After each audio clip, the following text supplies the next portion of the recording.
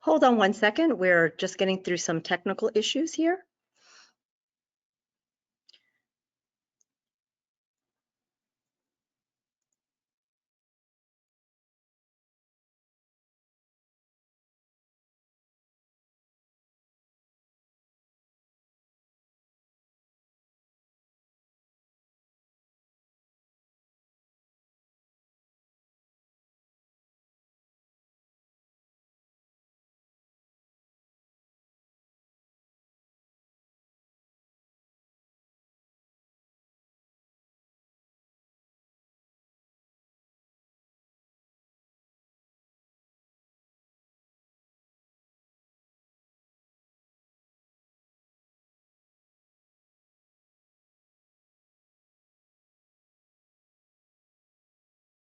Just waiting for a few people to logging in.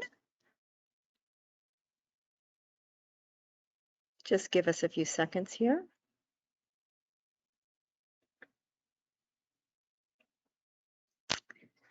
Thank you. We will just start in just a second. Okay. All righty. Oop.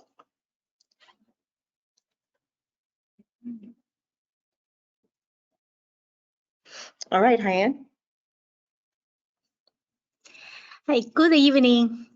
It is May 11, 6 p.m. Welcome everybody to a public information workshop from the Florida Department of Transportation, District 4 for I-95 Belvedere South Beach, southbound of the ramp. Financial Project ID 444-121-1-52-01. My name is Hyan Oh, and I am the FDOT Project Manager. The FDOT Communications Manager is Guillermo Canido, and here is the moderator is Nanita Rodriguez. Thank you, Hyan. Good evening and welcome to our presentation. Today is Wednesday, May 11th, and it's 6 p.m. Actually, to be exact, it's 6:03 p.m. And my name is Nanette Rodriguez, and I'm the Public Information Officer for this project and will serve as moderator for this meeting. Before we begin, I'd like to acknowledge any elected officials joining us this evening. If we have any officials joining us, can you please raise your hand in the raise your hand button? We do have Vice Mayor Greg Weiss here with us, Palm Beach County. Thank you for attending. Thank you for having us here. Anybody from a municipality or an agency? I think we have somebody from the airport. Cindy Portney from the Palm Beach Airport. Again, thank you for joining us today. Also presenting with me today is Hyan Oh, who you just met, the DOT project manager. We have Kathy Laho, our consultant project manager, and Sean Connor, our engineer of record. This is our meeting agenda. First, we will go over the rules of engagement. Then we'll have a project overview and an introduction to today's speakers.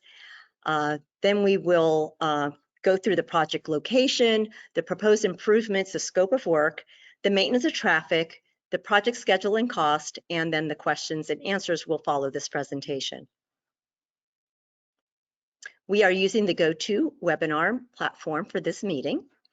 There's no cost to the public to log in or dial to participate.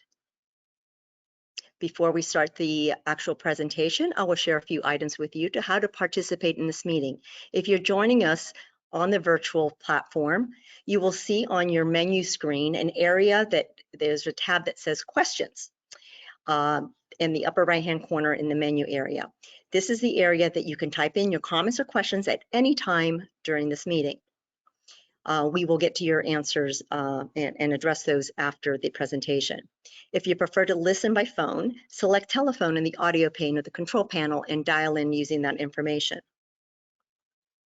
For those who dialed into the meeting on a telephone line and are viewing a hard copy of the slide presentation, request it or downloaded it before the meeting, and also available in the handout section of this presentation of the GoToWebinar portal, the presenter will announce the page number on the slide being shown, or also be taking you through with the next slide. All attendees will be placed in listen only throughout the meeting. For those attending on the GoTo platform, again, as I mentioned before, you can submit questions and comments by typing them into the questions pane on the control panel. And these can be submitted at any time during or after the meeting, but we will address those following the presentation.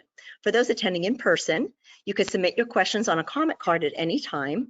Also ask questions following this presentation as well. Questions will be addressed following the presentation, beginning with those in person, followed by those online. We will address questions following the presentation and we'll try to answer your questions in a timely manner. For those questions that will require more research, we will provide responses at a later date.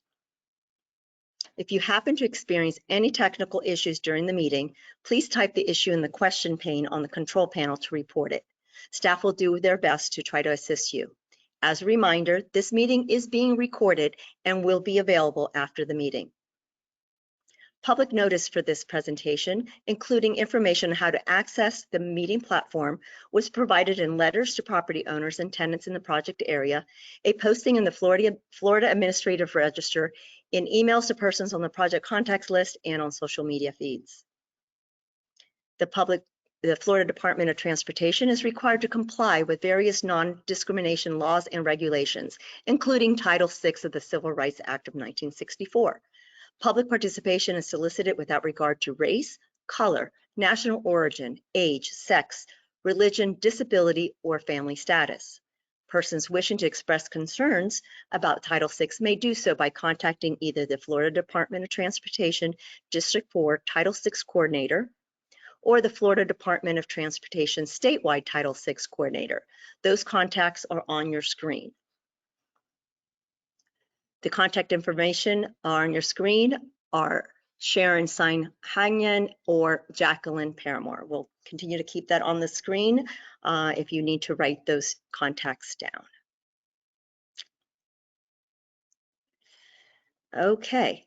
The Florida Department of Transportation also encourages the public to participate in this project meeting by submitting questions and comments following the presentation. As I mentioned earlier, for those that are attending the meeting and those who are attending in person. But there are multiple ways to do this following the meeting. You can, after the meeting, you can email our project manager, Hyen Oh, at the email provided on the screen. You could also mail your questions. There are comment cards in the room, as well as comment cards in the handout section of the virtual meeting. You can download those and mail them also to the DOT office with to Hyen Oh. There's also a telephone number on the screen where you can also call and ask questions and comments. We will try to address, again, all your questions in a timely manner. All the comments and questions that are submitted are part of the project's public record and will be considered by the department during the project decision-making process. The recording of this meeting will be linked to a follow-up email to persons who have registered to the virtual meeting. It will also be posted on the project website. The public comment period will remain open through Wednesday, May 25th, to accommodate the public who may view the meeting video following this live event. We are here today to discuss the proposed improvements for the State Road 9, also known as I-95, at Belvedere southbound off-ramp. Members of the project team who will be presenting today are Kathy Laho and Sean Connor. Now let me turn it over to our first speaker, Kathy Laho. Thank you, Nanette. Well, thank you again and good evening, everyone. My name is Kathy Laho and I'm the consultant project manager for this project. The purpose of this project is to enhance safety along I-95 at the exit ramp of Belvedere Road, I-95 southbound. This is located at the exit 69A on I-95. Widening on southbound I-95 to lengthen the existing off-ramp lane is one of the proposed improvements. Additionally, there'll be upgrades to pavement markings and signs. We'll be installing advanced warning signs along that exit ramp, in addition to a speed feedback sign that's that will be in place to make sure that users are aware of their speeds as they're approaching the exit. We will also be installing a high friction surface treatment on the off-ramp. Sean will later explain a little bit more about that surface safety improvement. And we will also be replacing the existing sign structure that is in the area where we're widening, which is a cantilever sign structure that you'll see to the right of the southbound lane. In addition to those improvements that I've just mentioned, we will be increasing the shoulder on the southbound off-ramp and also installing wrong way driving system in the ramp to ensure that drivers are not entering on this off-ramp in itself. So in the next slide, we have our project location map. As mentioned, the work will be on I-95 at the exit of 69A and also on the off-ramp. So as highlighted here on this slide in red, you're going to see that there is work from station 26 going from north to south, station 2677 towards the right of the screen, and station 1215, which is towards the left, and then the work will continue along the ramp. And here to give you further information and further details about the project and the improvements is Mr. Sean Connor, the engineer of record. Thank you, Kathy. Next slide, please.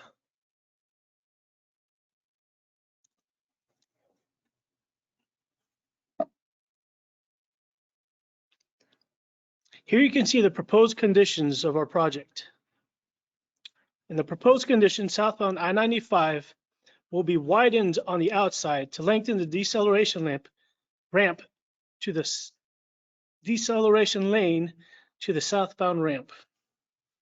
The proposed typical section will consist of a 10-foot inside shoulder, 6 12-foot through lanes, 1 0 to 12-foot deceleration lane, and a 10-foot outside shoulder.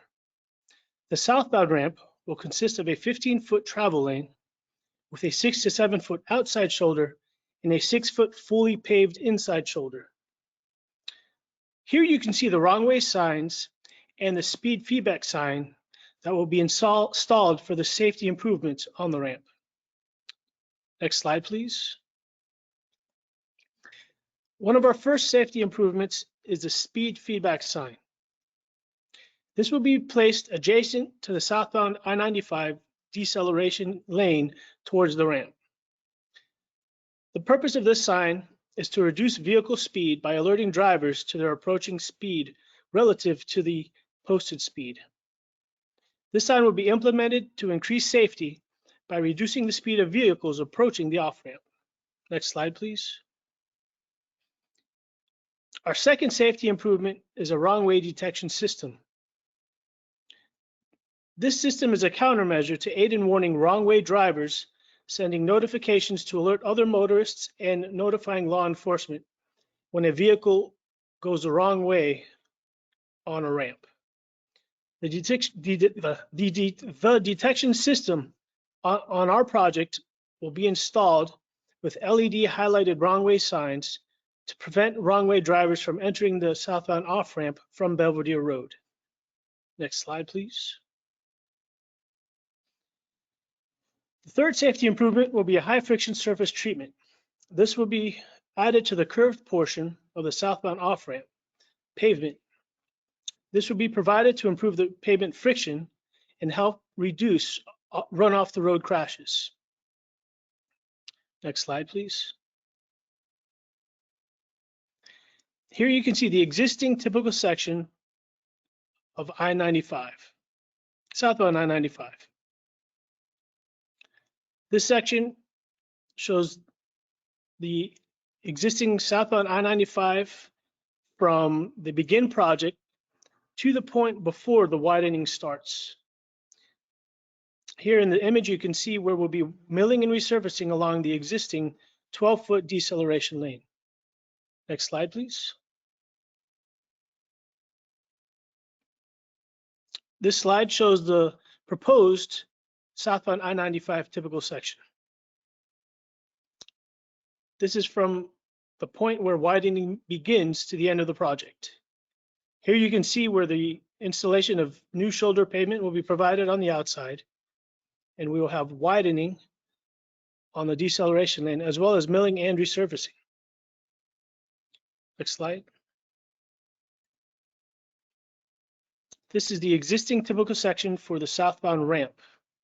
There's an existing 15-foot travel lane and a 4-foot inside shoulder. Next slide. Here you can see the proposed southbound ramp. We will mill and resurface the 15-foot lane and extend the inside shoulder to 6 feet of pavement. Next slide, please. Here we start the proposed traffic control for the southbound ramp and I-95.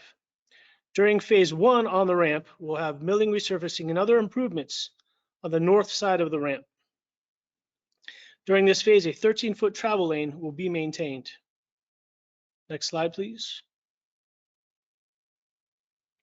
This slide shows the image of phase 2 of the southbound traffic control on the ramp. During phase 2, we will have the widening on the inside shoulder and other improvements such as the installation of the wrong way signs and additional signs. During this phase, a 13-foot travel lane will be maintained. The typical isn't shown, but for phase 3, we will have milling, resurfacing, high friction surface treatment, and other improvements along the main line of the ramp. During this phase, traffic will be detoured at night. The nightly southbound off-ramp detours will occur Sunday through Friday from 9 p.m. to 6 a.m. The ramp will reopen to traffic at the end of each night, and the work is estimated to take about 15 to 20 days to complete. This slide shows you the southbound ramp phase 3 detour. The work will close off the ramp and it will detour traffic to Southern Boulevard, where the traffic will turn right and continue along Southern Boulevard until they reach Australian Avenue, at which point they will travel north towards Belvedere Road. And as mentioned before, this detour will only occur during nights from Sunday night through Friday morning, from 9 p.m. to 6 a.m. Next slide, please. Here you can see the proposed traffic control for the southbound I-95 main line during phase 1. During this phase, there will be widening, shoulder pavement, barrier wall reconstruction, the placement of cantilever sign structures, and drainage improvements on the west side of I-95. The majority of this work will be done with a single lane closure. Double lane closures will be required for the removal and replacement of the cantilever sign structures. All work during this phase will also be done at night, from Sunday night to Friday morning, 9 p.m. to 6 a.m. Next slide, please. Here you can see the proposed traffic control for phase 2 along I-95. We'll have milling, resurfacing, and the placement of final pavement markings. Single lane closures will be required, and there will be some double lane closures necessary to finalize the pavement markings on the inside of the adjacent lane to the deceleration lane. Lane closures during this phase will only be allowed at night from 9 p.m. to 6 a.m. Sunday through Friday. All lanes will reopen to traffic after the nightly activities. Let me hand it off to Kathy, who will be talking about the project schedule and cost. Thank you, Sean. So the slide in front of you does show the project's schedule and costs. This project is currently moving from constructability to bidability. We're going to have a project letting scheduled for February 3rd, 2023. The construction is scheduled to begin late 2023 and to end late 2024. With respect to the construction cost, our estimated construction cost is $1.6 million. And that would conclude our portion of the presentation, and we would be opening up to questions and answers. So Nanette, I'll hand that over to you. Thank you. Great, thank you so much. If you joined us late, there are several ways that you can provide comments and questions regarding this project. One of those would be for those in person, you have comment sheets, and also, or you can raise your hand and we will tackle those questions first. If you are online at the virtual meeting, in the questions pane, you can type in your comments and questions there, and we will take those following those in person. There also, if you're watching this meeting and you don't feel comfortable giving any comments or questions this time, but a question or comment may come in and at a later time, you have through May 25th to submit comments. Comment sheets are also available on the project website. The project website is noted on the screen. You could either take a QR code or just click on that. There is a PDF copy of this presentation on the handout section. You can also use that as to share. A recording of this meeting will be available to all those who registered. It will also be posted on the project website. So that's why we have a public comment period will remain open until May 25th to offer additional time and efforts that you can submit those comments and questions. Again, you can mail them in, you can email them to the project manager, call them in, or just use a comment cards. And again, if you are in the virtual meeting, please feel free to type in any questions in the comment and question pane. For now, let's open it up to the public in person. Any questions coming in from the audience, Terry? Okay. And online, do we have any questions? Okay, hold on. Let's just go to those. Thank you so much. Let's see.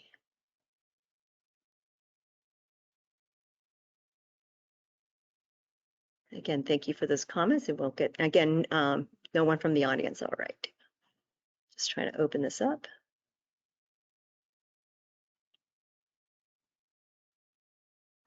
Okay, we have a question from Vice Mayor Weiss. With the road closures planned for 20 days, why are you estimated 1 year completion?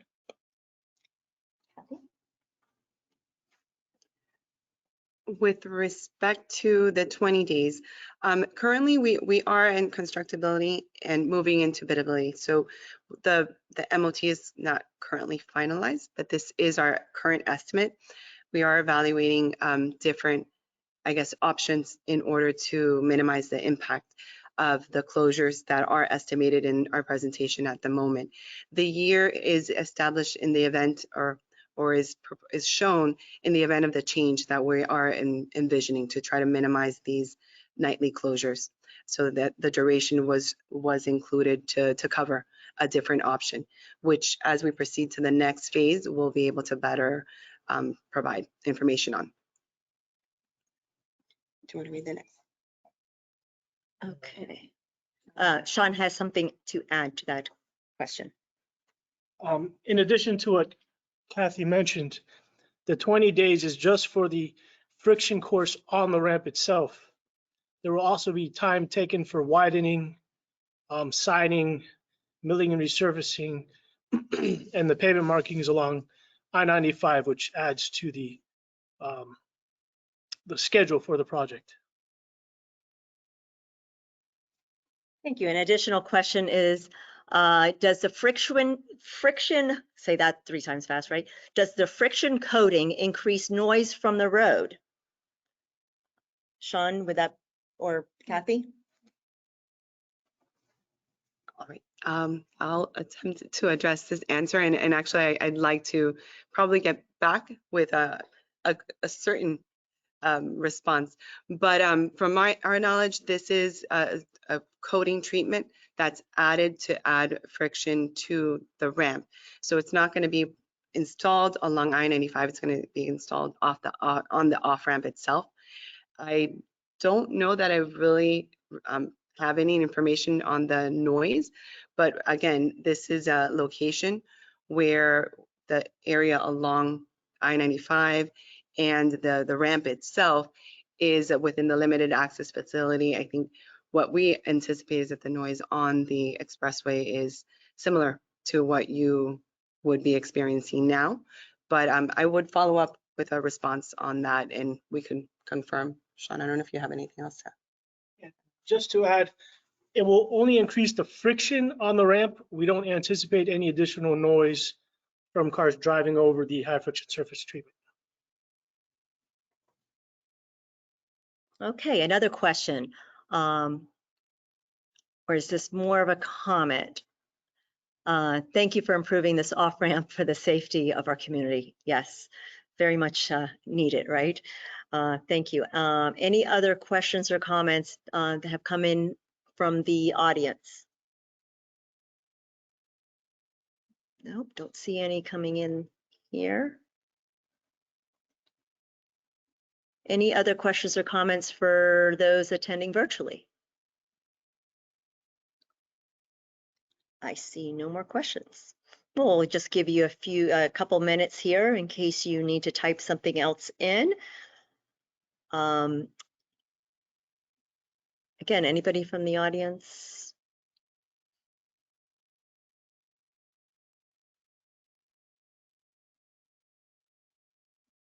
For those that are in the audience and you don't feel comfortable giving questions or comments on the during the meeting, there are comment cards at the back of the room where you can leave your comments and questions as well, and we will get to those as well. Thank you.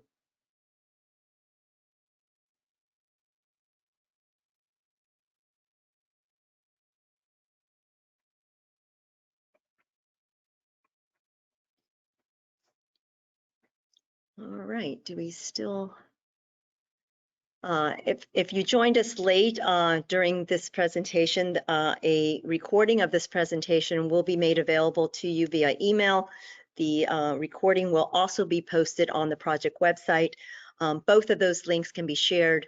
And again, we welcome comments and questions through May 25th. Seeing no more questions or comments coming in, we will conclude this meeting and presentation. Thank you so much for attending, and we look forward to your continued support for this project. Thank you.